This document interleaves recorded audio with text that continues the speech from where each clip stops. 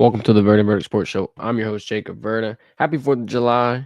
Had a recruiting decision this morning that some people might not be too thrilled with. We'll be breaking it down regardless.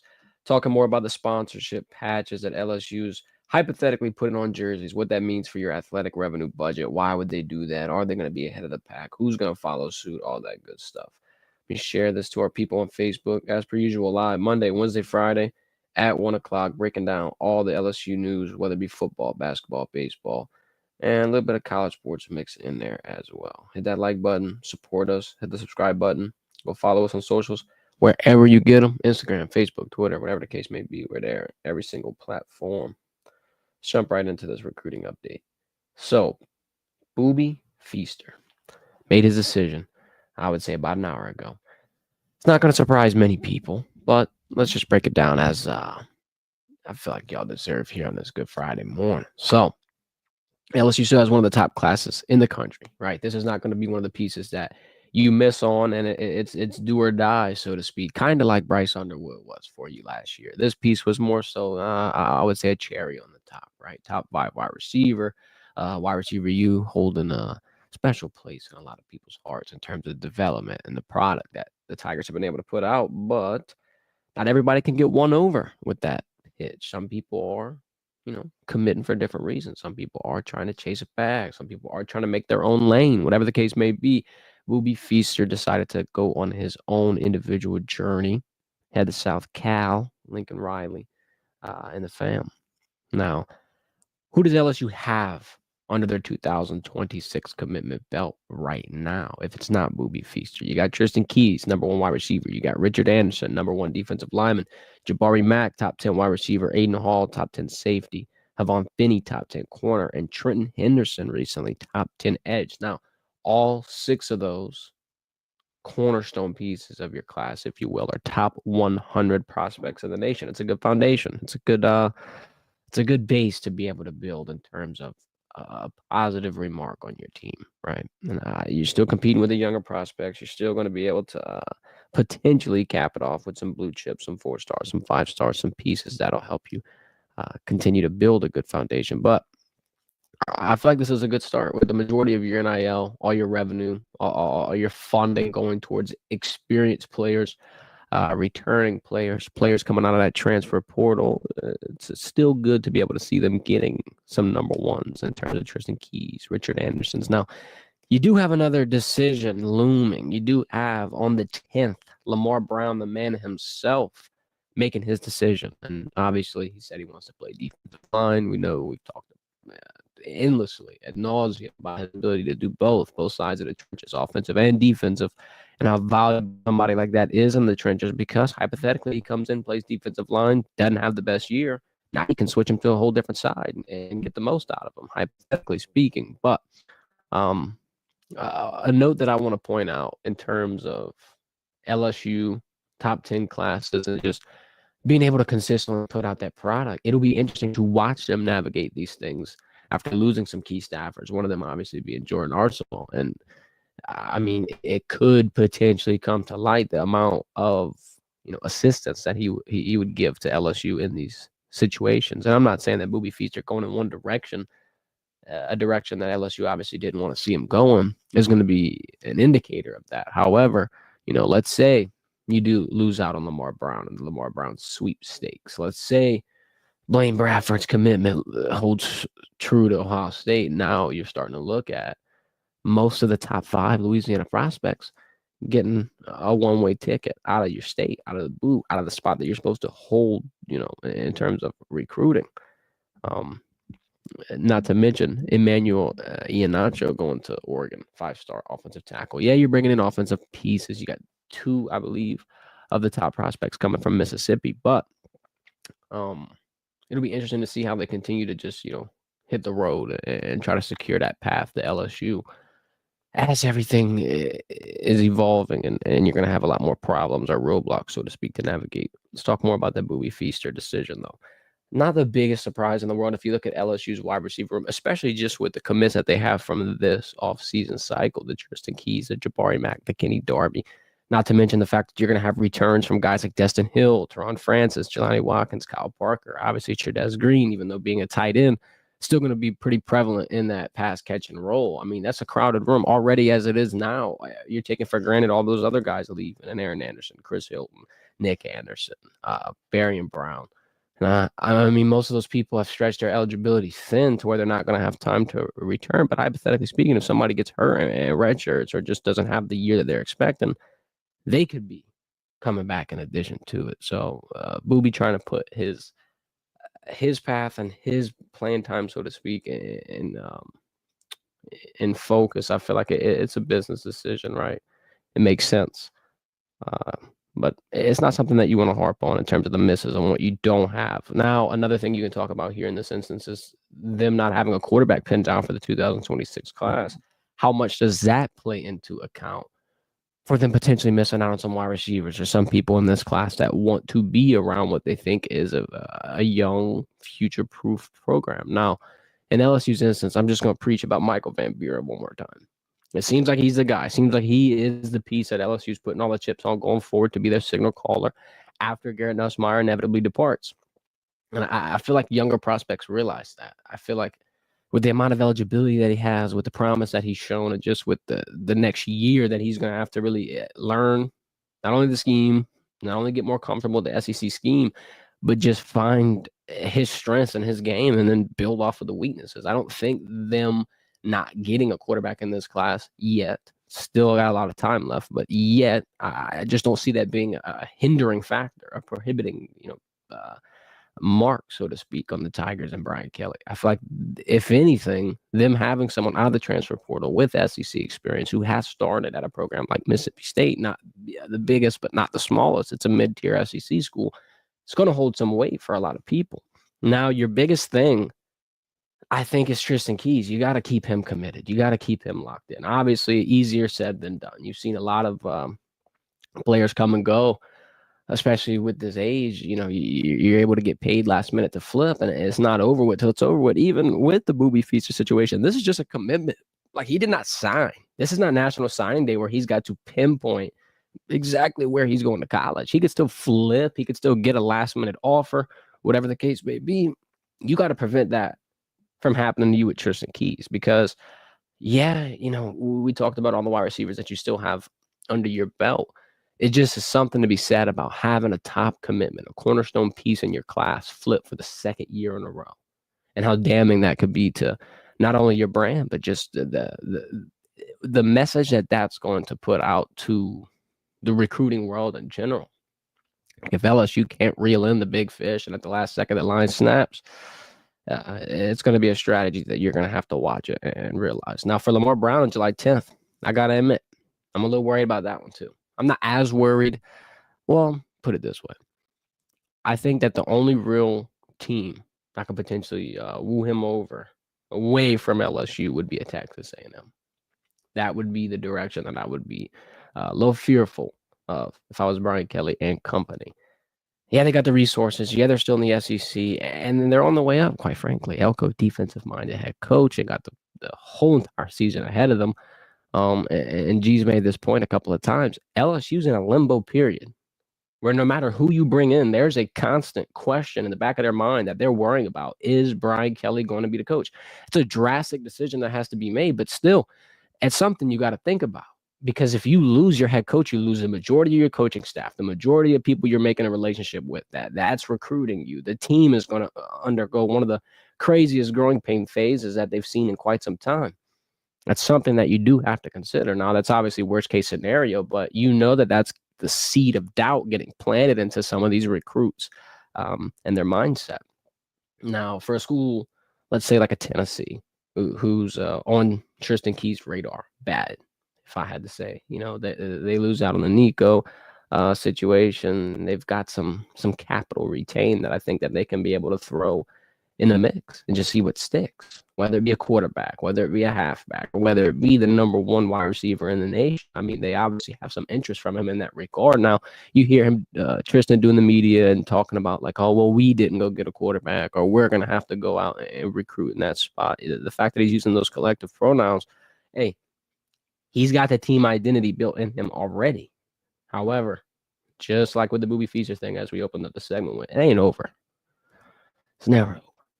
Wait till this is over with. Wait till this is finalized. Wait till the contract signed. He's on the damn plane. He's moving in his dorm, whatever the case may be. It's never over till it's over, especially in this day and age. I'm going to segue this into the sponsorship jersey patch talk and conversation, everybody. Kind of up in arms a little bit, rightfully so. Like, a lot of people don't like change, especially at the college sports level. And there's been a lot of change recently. So the more that comes, the more people think you're walking or shit, at this point, running away from what the traditions were to a sport that was, really based on that. You had the amateurism aspect. You had the players not getting paid aspect, at least publicly. And it felt like your purest form of football at this point. And now a lot of people are worried that it's becoming uber professionalized, and there's a lot of different things that are going to detract from what the main picture, the main focus was back in the day.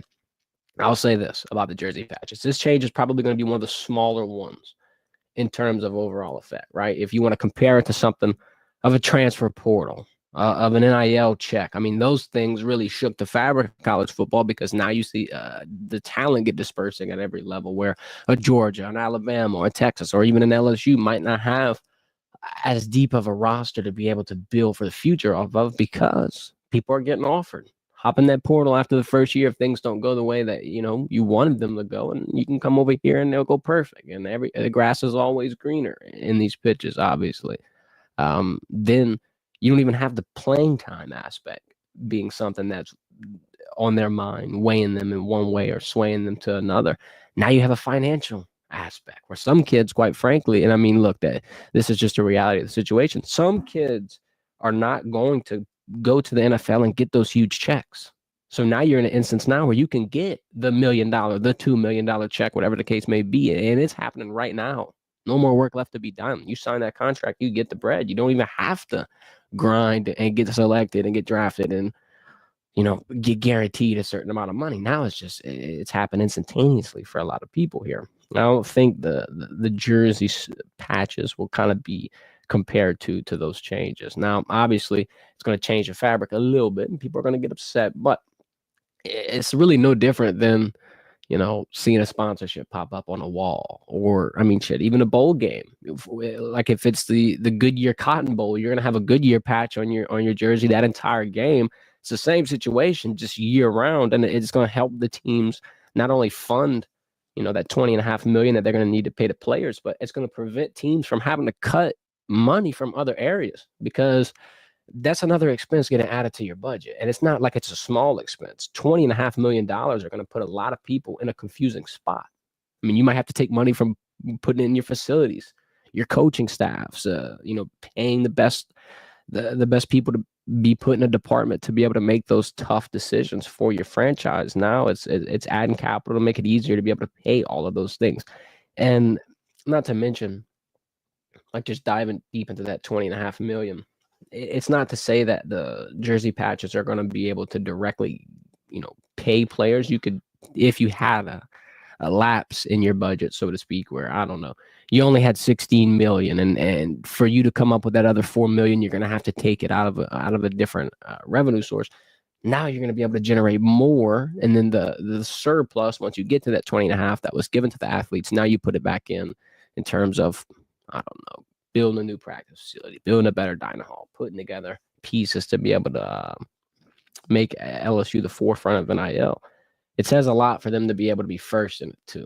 Like, to a lot of people, they're going to be upset because it's not going to be the traditional, white and gold setup and the uniform, or the purple and gold setup, or whatever the case may be. That's what people are fixating on. But there's also the caveat to looking like the brand that's going to push and evolve the most in this space, because that's going to be how you stay competitive.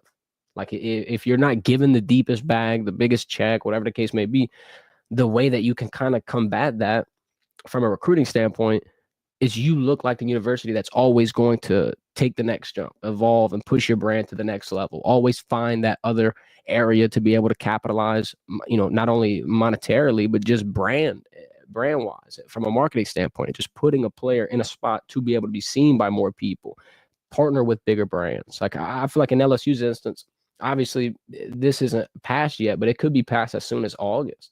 LSU's probably already got the company. They already got the spot on the jersey they're going to put the patch on whenever they get the green light. within a few hours, those contracts are going to be signed and those patches are going to be put on. That's the type of initiative that you want in your university. If you're an athlete, and if you're making decisions for your brand, why not go to the spot that's all hands on deck? I feel like LSU's been innovative in this side of the sport world for quite some time, and they're putting together an entire department internally to be able to handle things like this, push athletes to make their own brand, help them manage their own brand. This is another one of those areas where you can get, that far ahead. And it might not seem like right now the smartest decision. It might, shake the fabric of college a little bit, college sports, college football, whatever you want to say. You're going to have pushback, you're going to have roadblocks. But in the end, I think that this could potentially be the smartest thing that they could do, especially from a value standpoint. I will say this, though. I'll be devil's advocate. I think schools or not schools, but companies like a Nike and Adidas, that they're not going to be too happy because you're already, paying a certain amount to be able to put your branding, your apparel, your likeness on a jersey that now you're going to have to share with another company, with a big company, quite frankly, that, might not be a direct competitor, but it's still all about advertising. And you're sharing that, digital real estate, so to speak, with somebody. So, I mean, you could see brands start to offer less money, yada, yada, yada, budget cuts, and it just all revolves back around to trying to keep that budget intact, trying to keep, yourself financially afloat in this new world where you're going to have a huge, huge expense to add on to it. It'll be interesting. We got Flowbee in the chat saying, I didn't think this offseason would get better. Have sponsor patches on our jersey, www. Look, LSU's not going to be the only one. I can't lie to you. I think every SEC school is going to join in on this. You can't just watch one person do it and sit back and just, do nothing. LSU's probably going to be one of the first. They're going to be the innovators. They're going to have their contract verbiage and all these different, revenue streams all intact, and they're going to know exactly where they're putting the money and what they're going to do with the surplus and how they're going to market it and yada, yada, yada. But it'll be a quick decision for everybody else. But in this world, it's super competitive, and you got to respond first. I feel like you got to be the standard. You can't be reactionary in this business, not in marketing, not when you're talking about trends, not when you're talking about making millions of dollars. I mean, you're going to have to be able to bridge that gap financially quick, because a smaller school like a Tulane, let's say, they might have a lot more trouble finding that $20.5 million. Your athletic department might not be as profitable as an LSU, a Texas, an Alabama. So if those schools that are at the tier ones, your best of the best, the cream of the crop, if they're already finding ways to leg up and find financial avenues to be able to redirect those flows of money, so they don't have to ever get in the red and they're constantly in the green, they're constantly shelling that back to other programs, it's going to create a conglomerate. That's going to create, I'm not going to say a monopoly, but you're going to have the most resources out of anybody in college sports. You're going to be able to pay the most people. You're not going to have to dip in and not be able to renovate Tiger Stadium or the football ops or build a new PMAC or hire a new coach, hypothetically, in the turmoil situation. LSU is going to be able to continue to evolve their brand and have world-class facilities, best coaches in the nation, traveling all over the place in terms of recruiting. You're not going to be able to just take that sponsorship money from the patches and just, directly pay the kids with it. But if, let's say, Raising Cane's puts a sponsor patch on that jersey, good and damn well that they're coming in with a sponsorship to your quarterback, your top wide receiver, the top transfer that you're bringing in that wants a $1 million, raise in an instance. I think this is going to be how you answer some of those questions. This is going to be how you navigate that salary cap, because once again, I'll remind you, it's a cap on how much you can pay athletes as a university. $20.5 million, and however you divvy it up is however you divvy it up. I think LSU's around 15. After that, the NIL cap, there's none. There's no set money on how much NIL deals or how much they can have as a team and external NIL deals. Yeah, they're going to get passed and reviewed and put through a clearinghouse, yada, yada, yada. But there's no max. There's no limit. There's no number that a team will have to float under or they're penalized. Like that's going to be the side of the negotiation, of the marketing, of the creative, brand's decision to be able to put their athletes in that spot to be marketable. If you're a primetime school, obviously you got a leg up like an LSU. And if you're ahead of the curve and you got jersey sponsor patches and you're showing that we're going to take every single, step possible to make this brand one of the biggest, I think it's naturally going to draw in attention and naturally going to draw in opportunities for your players. So it's a positive, so to speak, because it's going to help keep LSU at the top of a lot of recruits' minds. Just simply put, because of what they're going to be doing for the brand. A lot of fans are going to be upset, like I keep saying, but the fans can't help LSU compete in this area. Like you cheering for LSU does not give them millions of dollars to be able to keep all of this afloat, especially when they have a $20.5 million change in a budget. Like, yeah, their athletic department's making a lot of money, but moving around an extra $20.5 million doesn't just happen like this. You're going to have to find other ways to be able to keep your business in the green. And this might be one of the easiest, sides of things. Now, look, I'll see, let's say you change it to Coca-Cola Tiger Stadium or something. Yeah, I could see the pushback on that. Still probably coming, by the way. Still probably in the works. But that I feel like changes the fabric of LSU more than adding something on the jersey, hypothetically. That's just my opinion on it. Like when you play in the bowl game, I don't think it takes away from it as much. I don't. And I mean, let's look at the NBA. At first, the NBA had some pushback on it, but now it's become second nature. And you probably, I could tell you, but most people probably couldn't even tell me who the Pelicans sponsor is on their jersey because you're not paying attention to it. You're watching the game or what have you. You're not really hindered in by most of the things that are just gonna make you kind of like numb to it or blind to it. Like those little pieces of marketing they get ignored by the average fan. And I don't think that it's going to change the way you watch LSU football. If anything, it's going to keep them competitive. It's going to keep them in a situation to always have the best players. And that's what it's all about. Because if LSU didn't have a good team, didn't have a good roster, wasn't successful on the field or on the court or wherever the case in the diamond, people are going to complain. And people are going to be upset. I mean, look at recently when you lose out on Bryce Underwood, Decorian Moore, yada, yada, yada, Jakeem Stewart. There's questions that get raised. Doing things like this, being in the innovative space of NIL and pushing for, change in this regard, that's how you answer those questions. It's just my opinion on it. We talked about Tulane. Let's talk about him a little more. So I did some research, if you will. And I find it interesting because we're talking about the playoff expansion. We're talking about moving from 12 to 16 teams, but we're just not really considering the impact that could happen for a school like a Tulane, right? So the Green Wave, yeah, they've seen some success under Coach Summerall, but I think this year could probably be one of their last big seasons to make a push for that college football playoff. And let me explain why. I'm not saying that the team isn't successful, and I'm not saying that they don't have potential. They do. They have a lot of it. And that's why I'm saying this year could be probably their best year in terms of odds. Last year, you lose to Army in the AAC or the American Athletic Conference. You don't take that title home, and you're prevented from even having a spot at that G5 bid. Boise State gets in, inevitably gets that bye week, yada, yada, yada. Could have been Tulane. Now, this year, you're in the same situation, right? You're not going to be able to compete for the bye week, obviously, but being the highest-ranked G5 conference champion, that's all you need at this point. Hoist that conference championship trophy, and you're in the playoff. Next year, that muddies a lot. It muddies a hell of a lot. If the CFB expands to 16, in my opinion, I think Tulane's playoff hopes would die because first, you're going to have 4 SEC teams in. Now, from an SEC standpoint, from LSU standpoint, yes, this helps you out. This helps you with your strength of schedule, with the amount of games that you're going to lose, with who you're going to lose them to. This creates kind of advocacy for those teams playing the top ones. Now, I'm not going to say I disagree with it directly. I'm just talking about a cause and effect and a fallout that's potentially going to happen. And the fallout is going to come through Tulane kind of having their playoff chances get hurt because there's going to be no guarantee for a G5 in terms of an auto bid.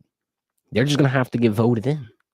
And if you got your 4 or 5 conference champions from that Power 5 level, which is not going to be Tulane, Then the remaining 11 seeds are getting voted in based off of where they're ranked, their strength of schedule, and who they're going to, be playing, and a couple of more factors. It shrinks the field for these teams trying to fight and claw in. And I just kind of wanted to point out that, like, there's always a give and a take here with things like this. You could say the same thing with the sponsor patches. There's always a give and a take. The give is the fans are going to have to, kind of lose an identity that they've been accustomed to rooting for, or that they've been sharing for decades. The take, or, what you're going to get from it, quite frankly, the give and get, is that you're going to have a team with a lot of capital that they're going to be able to use and throw around in a way that can allow them to have more resources at their disposal to be able to recruit, to be able to develop, to be able to just be the biggest brand.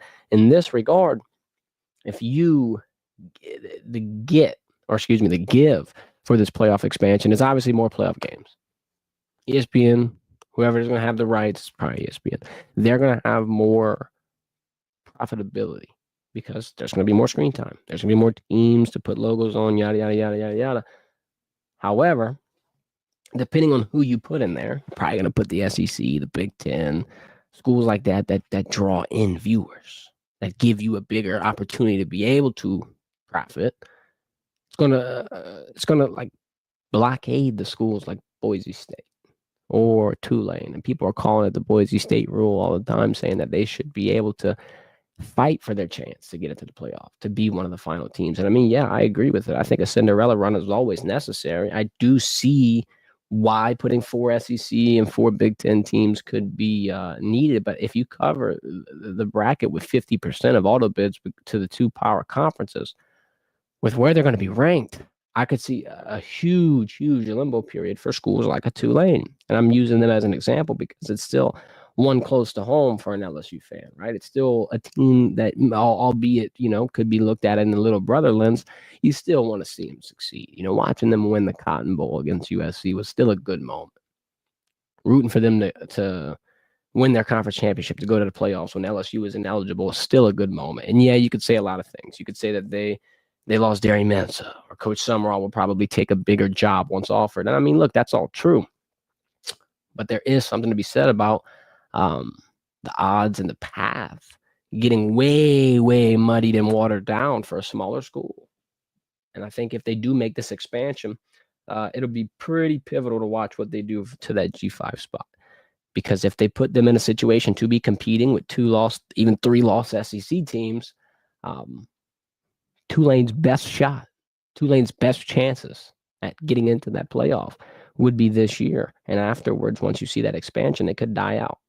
It could die down. Now, they don't have an easy path right now, in a sense where they're going to be handed a victory or, a path to that conference championship. Let's go look at their schedule right now. 2025 football schedule. They're getting competitive in terms of schedule. They're going to open it up with Northwestern at University of South Alabama. Oh, Lord, they're playing Duke on September 13th. Now, that's going to be a good one. Then they're traveling on the road to Ole Miss, traveling to Tulsa, back at home versus ECU, East Carolina, back at home against Army, get a little retribution for last year's conference title, at UTSA, at Memphis, back home against FAU, at Temple, and then at home versus Charlotte. I'm not going to lie, at the beginning of the year, the Northwestern, the at University of South Alabama, the Duke, and the Ole Miss game, that's big games. That's huge games. It's interesting, though, that you got Darian Mensah coming back with Duke to Ullman in NOLA. That'll be a rowdy game. Prime time at 7 p.m. The Ole Miss one, though, it's a moment to get the rub. It's a moment for them to be able to showcase what they're capable of. But now riddle me this. If this game happens next year, them playing Ole Miss, and they lose, and Ole Miss doesn't win the conference championship, and they're one of the lower SEC teams, that now penalizes Tulane. And more than likely, they could lose only that game and still win a conference championship, and that could potentially still hold them out of the playoffs. This year, it would. This year, they could have one loss going to the conference championship, bang it out, even if they lost to Ole Miss. And I think they're getting in the 12-man. If you move to the 16 and you get a 4-4 auto bid format, on top of the fact that the top 4 champs are getting in, I mean, you only got 4 other spots for teams like this, and they're already going to have a huge drawback. Well, Ole Miss wiped them. The strength of schedule. Oh, well, this, oh, well, that. They're always going to be a prohibiting factor that's going to potentially kill odds like this for a team like Tulane. It's something to think about. Like, yeah, LSU's going to have better chances in the SEC's teams and all this strength of schedule. Um, you know, all these strength of schedule conversations are going to be had. But there will be a lasting effect, if you will, on a university like the Green Wave. That's what I'm thinking. Never know, though. We'll keep you updated on what the decisions will be made and how they're going to expand it, if the format's going to change, as well as the jersey patches. That's going to be something that we're going to keep an eye on as well, because I do think the ball could get rolling here rather quickly, and you could see it this season as earliest. I mean, yeah, it might take another year, but don't think this is something in the far, far future for LSU. And keep tabs on the Lamar Brown decision as well. We'll be going live on Monday at 1 o'clock. It won't be that day, but Wednesday, I believe. Actually, correct. Next Thursday, July 10th, will be when he makes his decision. Almost a week from today. That'll be interesting. We got Floby in the chat. Let me get one more of his comments before we go out. Definitely think we can make the playoffs this year. Top 5 quarterback, talented offense. Finally got a defense. Yeah. I think the biggest question mark everybody's been saying is offensive line. How are they going to be able to rally and protect Nussmeier? You had a lot of departures, 80% to be exact of your offensive line left, both tackles, both guards. It's going to be a lot of replacing. And I'll be honest, I don't think the offensive line that they throw out in week 1 will be the finalized version through a week 3 or week 4. You're going to have a lot of changes. You're going to have a lot of people just feeling it out. And it'll be a tough test, too, because Clemson is no walk in the park. It's going to be one of the toughest teams that you play all season long, and you get them week 1, right? You get one of your more interesting battles week 1, because I think they have 2 defensive linemen that are ranked first-round talents. And even if they slide to a second round, it's just saying the potential that this Clemson team has. It'll be an iron sharpens iron moment. You'll really get to see where LSU is at competitively as soon as that first game. Got a lot of faith in Nussmeier, especially the weapons that he's got around him. I just want to make sure that he's going to be protected. He's going to have the time to throw. He's not going to have to make any errant decisions, errant passes, things of that nature. And then crazy thing is big games isn't my biggest concern. Biggest concern is, can we stop a dual threat quarterback? At least you were able to reupholster that edge room. The Jack Pyburns, the Gabe Relaford's, Jamari Butler's, Patrick Payton's, and then even the interior defensive line, whether it be Dominic McKinley, Ahmad Bro, Tank Guillory. You have Harold Perkins moving around all over the place with Weeks on the other side. You're going to have a lot of pieces on this defense. I'll argue this is probably one of the more talented defenses. And then you got a guy like Blake Baker, who was able to do a lot with a little. So I think the dual threat side, as long as you have that rotation that can constantly keep your defense fresh, that you're not limited to a certain amount of guys and a certain amount of scheme, and you're just going to have to keep changing. If you can plug and play and move around and adapt and react to what the scheme is, like you didn't against Texas A&M, then you're going to be in a good spot. I think like SEC football or playoff football or just winning a championship, it's going to come down to, health, I think, is the biggest thing that you can't predict, but it's going to be how you respond in the tough moments. When a quarterback comes in that you didn't game plan for, like a Marcel Reed, and he runs all over you, how quickly can you stop the bleeding? How quickly can you slap a tourniquet on that thing and just, keep trudging?